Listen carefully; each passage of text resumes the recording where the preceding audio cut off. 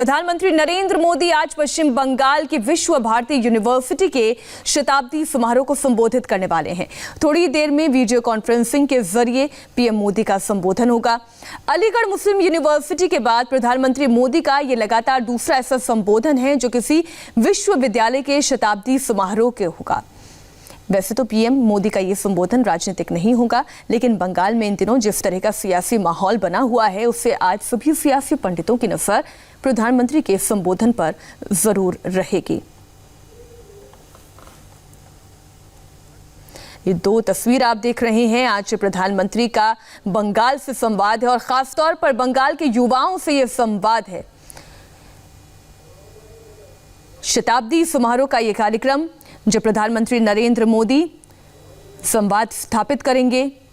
और वहीं दूसरी तस्वीर आप देखिए, विपक्ष की पॉलिटिक्स की ये तस्वीर, राहुल गांधी का राष्ट्रपति भवन तक मार्च, लेकिन जाने की इजाजत केवल 3 से 4 लोगों को ही है।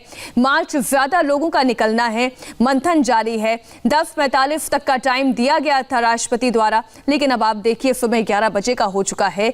ये मार्च अभी तक शुरू नहीं हो पाया है। तो ये दोनों तस्वीर आप देख रहे हैं, दोनों ही तस्वीर सियासी भी है और गैर सियासी भी। सियासी इस लिहाज से कि प्रधानमंत्री नरेंद्र मोदी विश्व भारती विश्वविद्यालय के शताब्दी समारोह को संबोधित करने वाले हैं, लेकिन बंगाल में माहौल सियासी है, इसलिए आज सभी की नजरें इस बात पर टिकी रहेंगी कि प्रधानमंत्री नरेंद्र मोदी जब अपना संबोधन देते हैं तो क्या सियासत से जुड़ी हुई बातें भी इस संबोधन में शामिल होती हैं या नहीं। बंगाल को किस तरीके का संदेश इस मंच से दिया जाता है, इस बात का इंतजार रहेगा। प्रधानमंत्री नरेंद्र मोदी वीडियो कॉन्फ्रेंसिंग के जरिए जुड़ चुके हैं। My greetings to all on this historic day. Honorable Prime Minister and Chancellor of Vishwa Bharati, Shri Narendra Modi ji, Honorable Minister Shri Ramesh Pokhriyal Nishank ji, Vice Chancellor Vidhu Chakrabarti ji, members of the court, faculty, staff and students, members of the media, ladies and gentlemen. As Governor of the State of West Bengal and Rector of this university, I deem it as an honor to be associated with the centenary celebrations of the Foundation Day of Vishwa Bharati. It is a great privilege to be present on this auspicious and momentous occasion. It is gratifying that our worthy Prime Minister Narendra Modi ji in a while will be setting the tone of this day and the year to follow. Today we stand on the cusp of centenary of the foundation of Vishwa Bharati, an institution of national importance on way to becoming a global icon in the field. The occasion reminds us that Gurudev Tagore envisioned Bharat as a powerhouse of progress and learning. Gurudev Thought's capsule and manifest the sublimity of ethos of learning. His resolve and foundational contributions, as also the visionary leadership of the Prime Minister of the country, would surely fructify into Bharat regaining its status as Vishwa Guru. The new national education policy, rightly acclaimed and hailed as a game changer, is in a varied ways influenced by Gurudev's emphasis on learning. Qualitative and significant shift from usual learning to emphasis on holistic education is a key factor of this policy. It rightly lays greater emphasis on independent thinking and creative impulses. New education policy will surely pave way for emergence of scenario envisioned by Tagore in his reflection, I quote, where the mind is without fear and the head is held high, where education is free, unquote. The foundational mantra of Gurudev was to rise and awaken oneself in education, fellow feeling and breadth of the soul. We all need to practice and disseminate these wholesome concepts. During the centenary year of Foundation Day celebrations, there will be activities that would help us exploit our talent, realize our potential and generate optimism for Bharat becoming Vishwaguru again. Ancient India was home to world-class institutions, Nalanda and Takshila, to name few. Time is ripe for us to take this lead now. Vishwa Bharati Foundation Day centenary celebrations will surely generate vibes that will directionally catalyze this wholesome scenario. It is in this spirit that we stand here together to celebrate the founding of this great institution. I urge and call upon the Vice Chancellor, the faculty and students of Vishwa Bharati and everyone else to take forward Tagore's message and fulfill his dream of creating a bridge between human beings and widen knowledge across frontiers and to practice the ethical life that he had envisioned for this ashram. I wish the institution a great time in future, which will start with the inspirational and motivational discourse of our Honorable Prime Minister. Thank you. The institution a great time in future, which will start with the inspirational and motivational discourse of our Honorable Prime Minister. Thank you.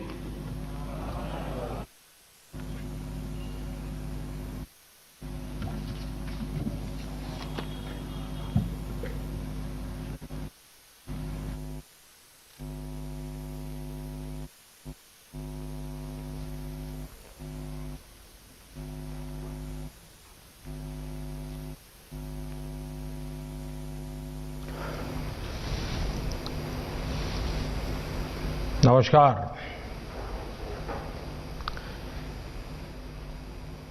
हे विधाता, दाओ दाओ मोदेर गौरव दावो। गुरुदेव ने कभी ये कामना छात्र छात्राओं के उज्जवल भविष्य के लिए की थी। आज विश्व भारती के गौरवमयी 100 वर्ष पर मेरी तरह पूरा देश इस महान संस्थान के लिए यही कामना करता है। हे विधाता, दाओ दाओ मोदे गौरव दावो। पश्चिम बंगाल के गवर्नर श्री जगदीप धनखड़ जी, केंद्रीय शिक्षा मंत्री डॉक्टर रमेश पोखरियाल निशंक जी, वाइस चांसलर प्रोफेसर विद्युत चक्रवर्ती जी, प्रोफेसर्स, रजिस्ट्रार, विश्व भारती के सभी शिक्षकगण, छात्र छात्राएं, अलुमनाई, देवी और सज्जनों, विश्व भारती इस विश्वविद्यालय के 100 वर्ष होना प्रत्येक भारतवासी के लिए बहुत ही गर्व की बात है। मेरे लिए भी ये बहुत सुखद है कि आज के दिन इस तपोभूमि का पुण्य स्मरण करने का अवसर मिल रहा है। साथियों, विश्व भारती की 100 वर्ष की यात्रा बहुत विशेष है। विश्व भारती मां भारती के लिए गुरुदेव के चिंतन, दर्शन और परिश्रम का एक साकार अवतार है। भारत के लिए गुरुदेव ने जो स्वप्न देखा था, उस स्वप्न को मूर्त रूप देने के लिए देश को निरंतर ऊर्जा देने वाला ये एक तरह से आराध्य स्थल है।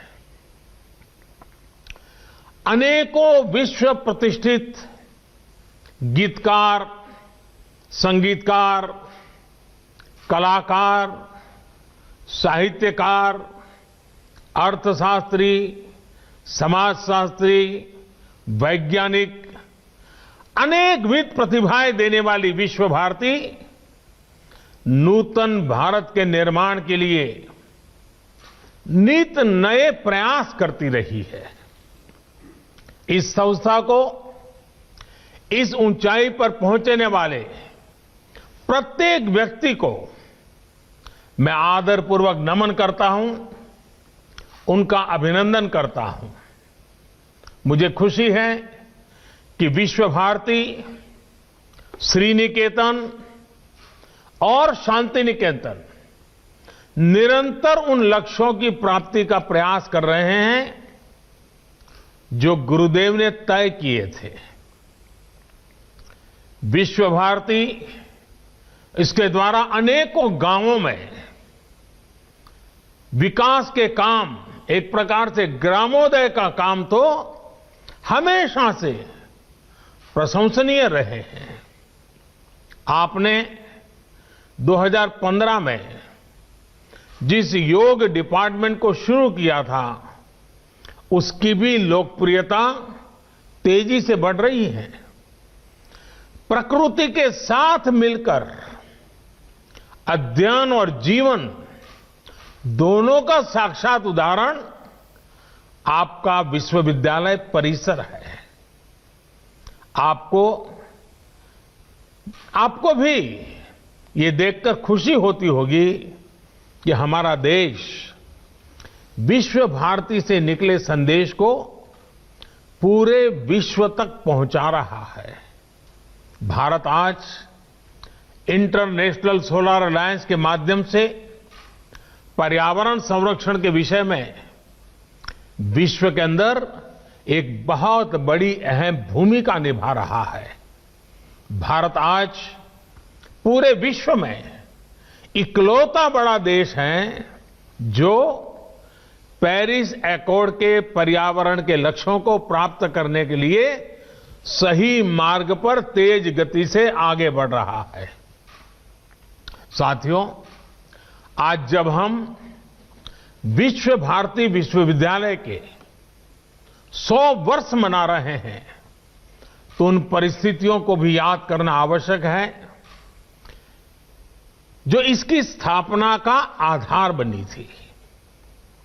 ये परिस्थितियां सिर्फ अंग्रेजों की गुलामी से ही उपजी हो, ऐसा नहीं था। इसके पीछे सैकड़ों वर्षों का अनुभव था।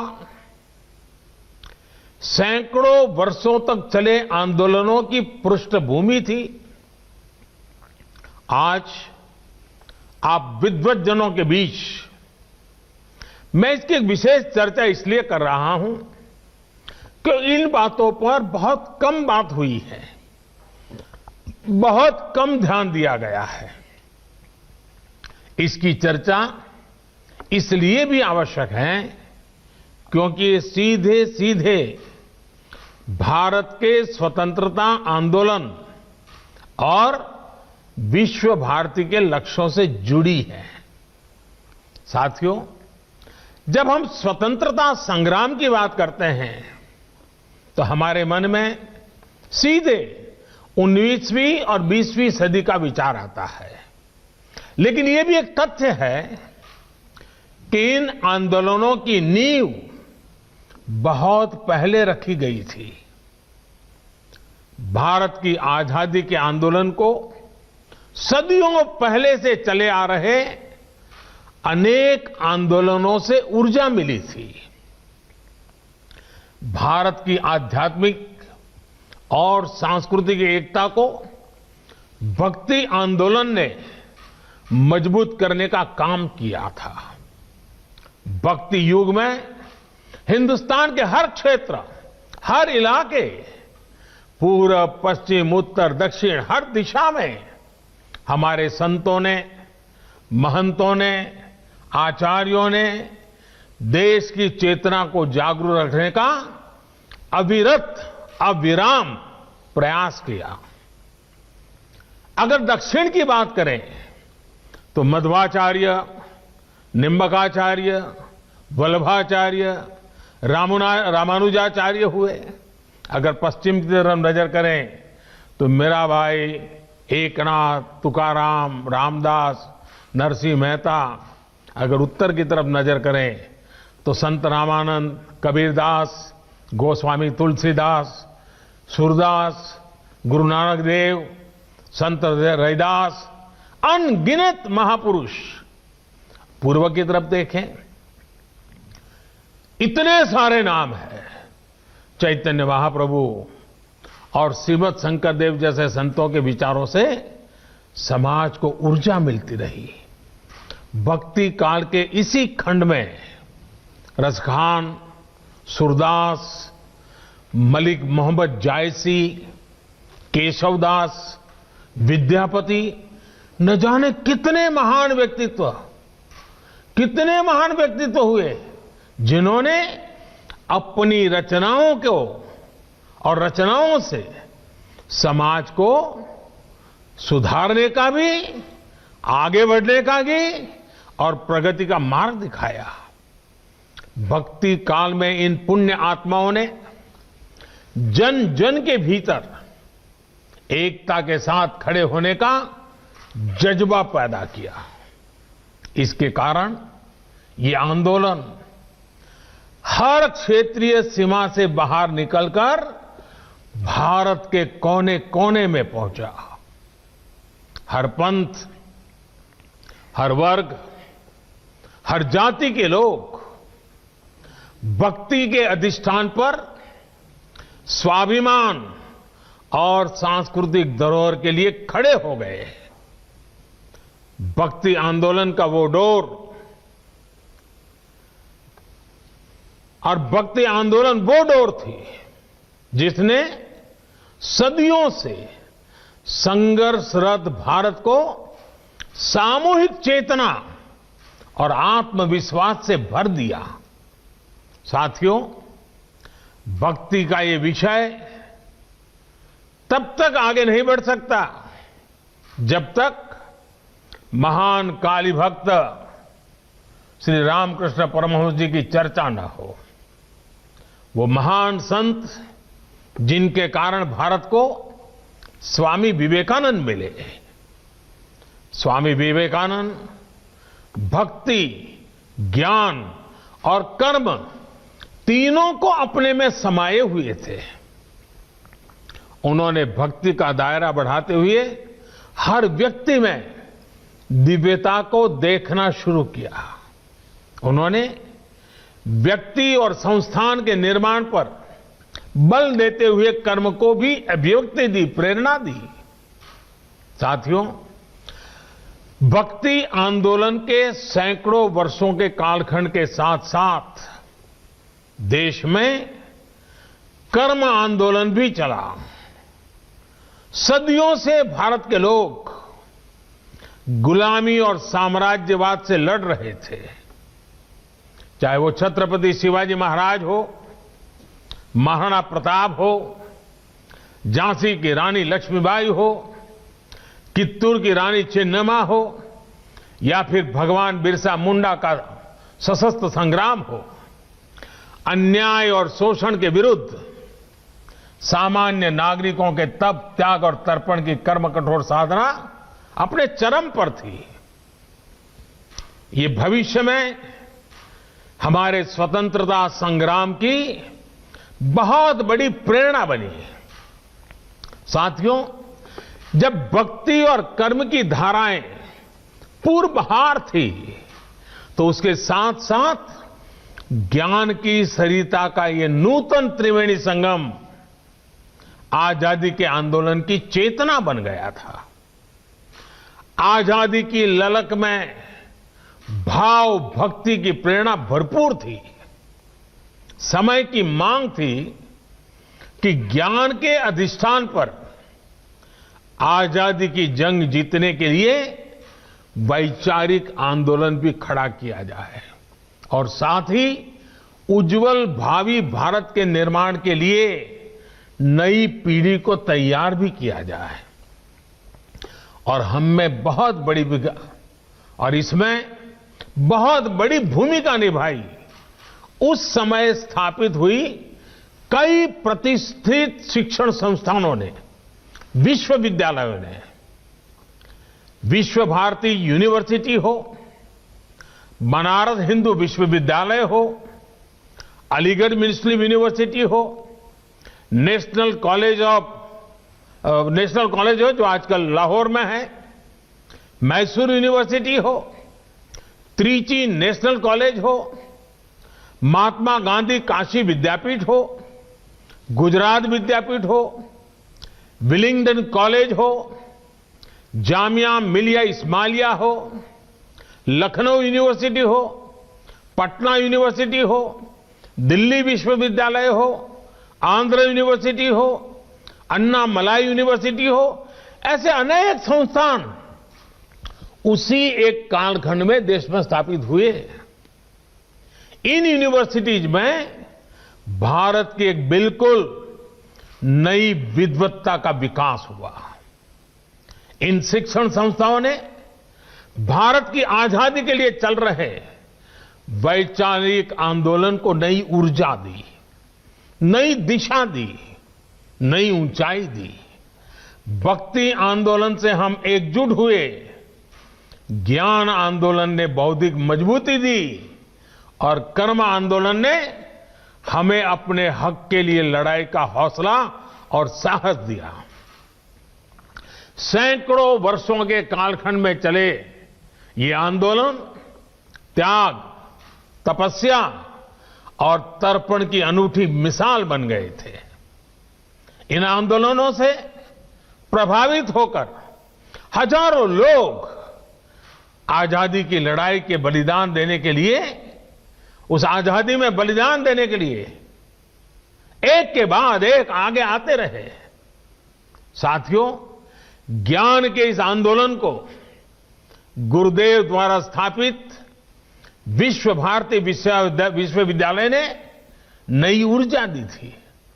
गुरुदेव ने जिस तरह भारत की संस्कृति से जोड़ते हुए, अपनी परंपराओं से जोड़ते हुए विश्व भारती को जो स्वरूप दिया, उसने राष्ट्रवाद की एक मजबूत पहचान देश के सामने रखी।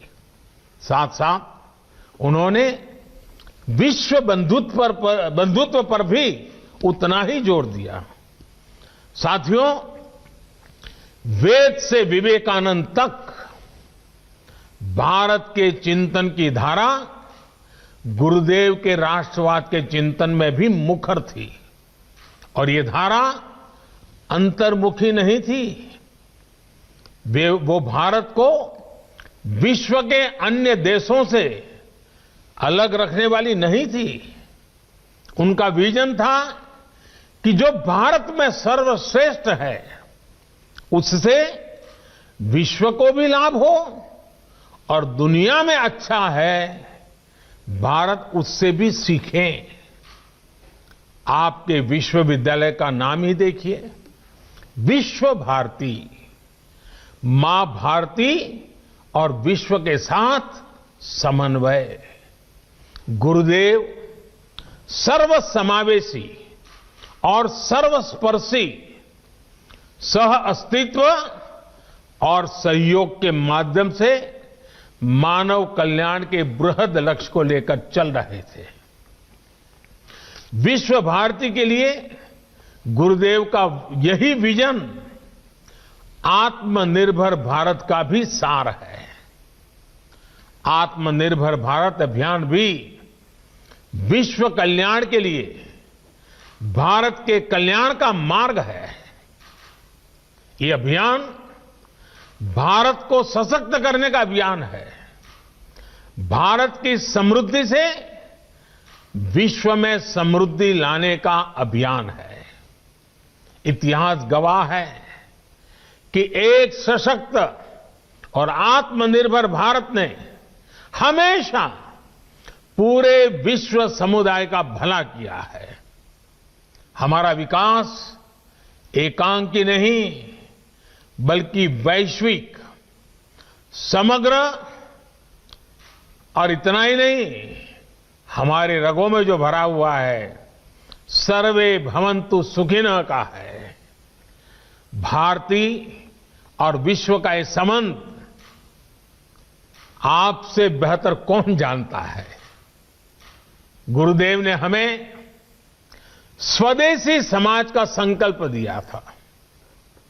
वो हमारे गांवों को, हमारी कृषि को आत्मनिर्भर देखना चाहते थे। वो वाणिज्य और व्यापार को आत्मनिर्भर देखना चाहते थे। वो आर्ट और लिटरेचर को आत्मनिर्भर देखना चाहते थे। उन्होंने आत्मनिर्भरता के लक्ष्य को प्राप्त करने के लिए आत्मशक्ति की बात कही थी। आत्मशक्ति की ऊर्जा से राष्ट्र निर्माण को लेकर उन्होंने जो बात कही थी वो आज भी उतनी ही अहम है।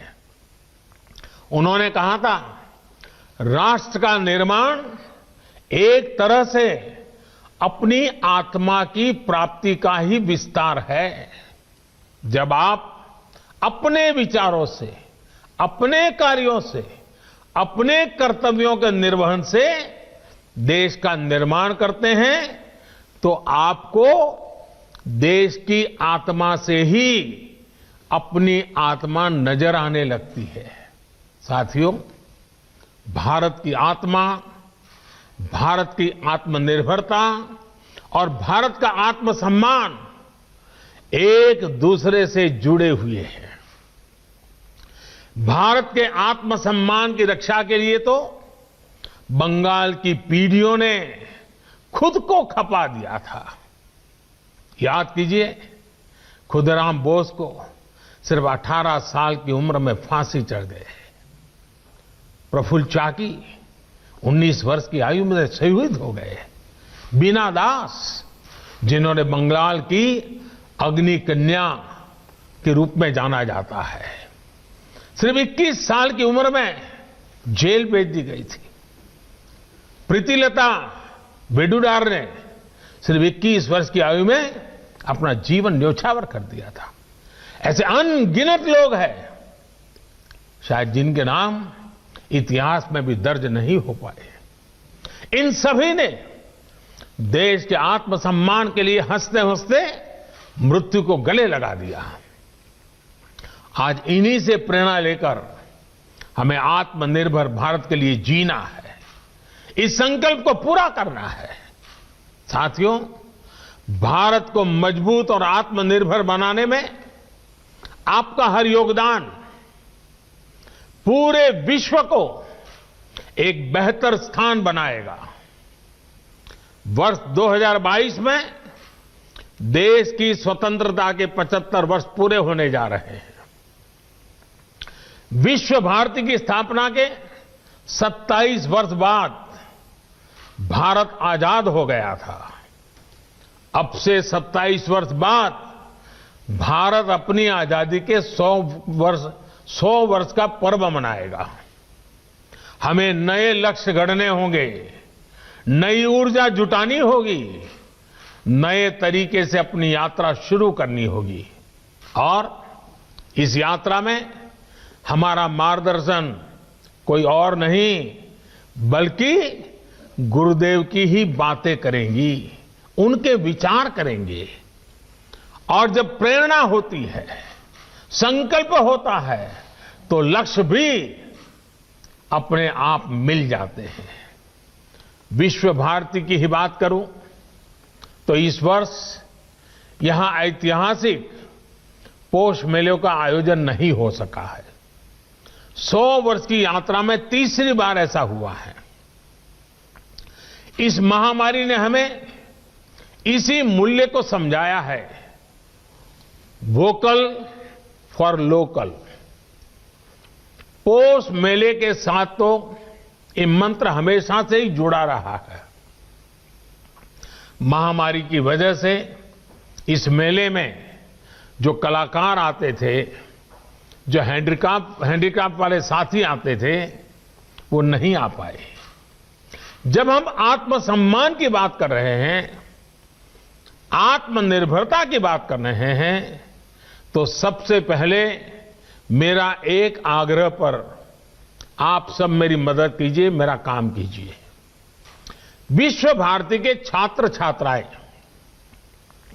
पोष मेले में आने वाले आर्टिस्टों से संपर्क करें, उनके उत्पादकों बारे में जानकारी इकट्ठा करें और इन गरीब कलाकारों की कलाकृतियां ऑनलाइन कैसे बिक सकती है, सोशल मीडिया की इसमें क्या मदद की जा सकती है, इसे देखें, इस पर काम करें।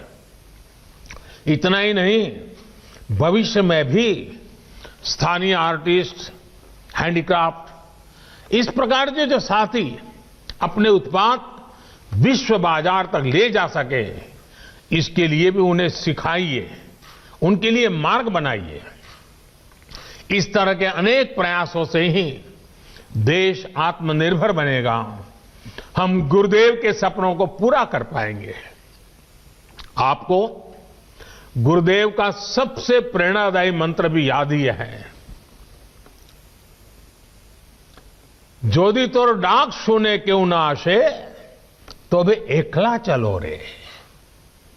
कोई भी साथ ना आए, अपने लक्ष्य की प्राप्ति के लिए अगर अकेले भी चलना पड़े तो जरूर चलिए।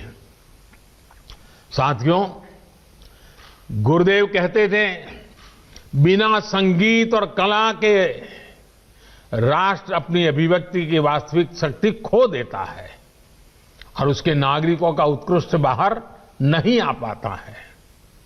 गुरुदेव ने हमारी समृद्ध सांस्कृतिक विरासत के संरक्षण, पोषण और विस्तार को बहुत महत्वपूर्ण माना था। यदि हम उस समय के बंगाल को देखें तो एक और अद्भुत बात नजर आती है। जब हर तरफ आजादी का आंदोलन उफान पर था, तब बंगाल उस आंदोलन को दिशा देने के साथ ही संस्कृति का पोषक भी बनकर खड़ा था।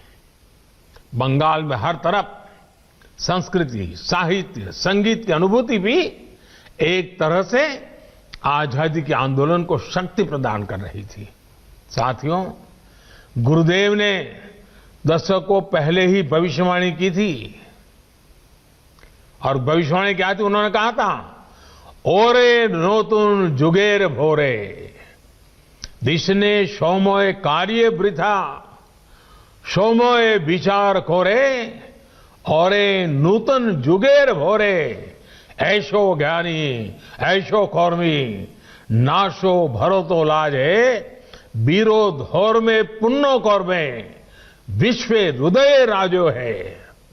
गुरुदेव के इस उपदेश को, इस उद्घोष को साकार करने की जिम्मेदारी हम सभी की है। साथियों, गुरुदेव ने विश्व भारती की स्थापना सिर्फ पढ़ाई के केंद्र के रूप में नहीं की थी, वो इसे सीट ऑफ लर्निंग, सीखने के लिए पवित्र स्थान के तौर पर देखते थे। पढ़ाई और सीखना दोनों के बीच का जो भेद है, उसे गुरुदेव के सिर्फ एक वाक्य से समझा जा सकता है। उन्होंने कहा था, मुझे याद नहीं है कि मुझे क्या पढ़ाया गया था, मुझे सिर्फ वही याद है जो मैंने सीखा है। इसे और विस्तार देते हुए गुरुदेव टैगोर ने कहा था, सबसे बड़ी शिक्षा वही है जो हमें न सिर्फ जानकारी दे, बल्कि हमें सबके साथ जीना सिखाए। उनका पूरी दुनिया के लिए संदेश था कि हमें नॉलेज को एरियाज में, लिमिट्स में बांधने की कोशिश नहीं करनी चाहिए। उन्होंने यजुर्वेद के मंत्र को विश्व भारती का मंत्र बनाया। यत्र विश्वम भवत्येक नीड़म, जहां पूरा विश्व एक नीड़ बन जाए, घोंसला बन जाए, वो स्थान जहां नित नए अनुसंधान हो, वो स्थान जहां सब साथ मिलकर आगे बढ़े। और जैसे अभी हमारे शिक्षा मंत्री विस्तार से कह रहे थे, गुरुदेव कहते थे, चित्तो जेथा भय शून्यो, चित्तो जेथा भय शून्यो, उच्चो जेथा शीर, ज्ञान जेथा मुक्तो। यानी हम एक ऐसी व्यवस्था खड़ी करें जहां हमारे मन में कोई डर ना हो, हमारा सर ऊंचा हो और ज्ञान बंधनों से मुक्त हो। आज देश राष्ट्रीय शिक्षा नीति के माध्यम से इस उद्देश्य को पूरा करने का भी प्रयास कर रहा है। इस शिक्षा नीति को लागू करने में विश्व भारती की बड़ी भूमिका है।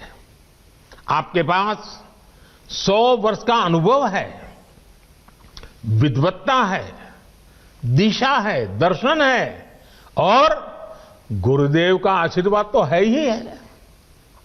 जितने ज्यादा शिक्षा संस्थानों से विश्व भारती का इस बारे में संवाद होगा, अन्य संस्थाओं की भी समझ बढ़ेगी, उन्हें आसानी होगी। साथियों, मैं जब गुरुदेव के बारे में बात करता हूं तो एक मोह से खुद को रोक नहीं पाता। पिछली बार आपके यहां आया था, तब भी मैंने इसका थोड़ा सा जिक्र किया था।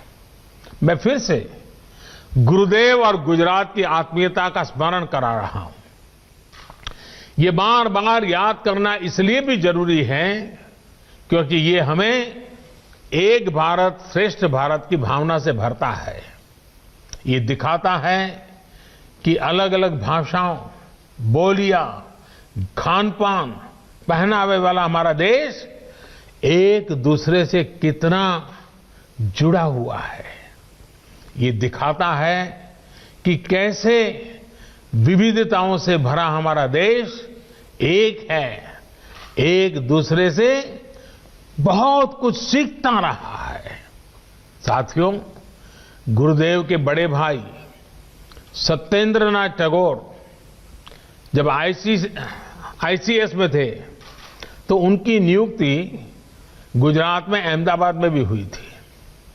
रविन्द्रनाथ टैगोर जी अक्सर गुजरात आ जाते थे और उन्होंने वहां काफी लंबा समय भी बिताया था।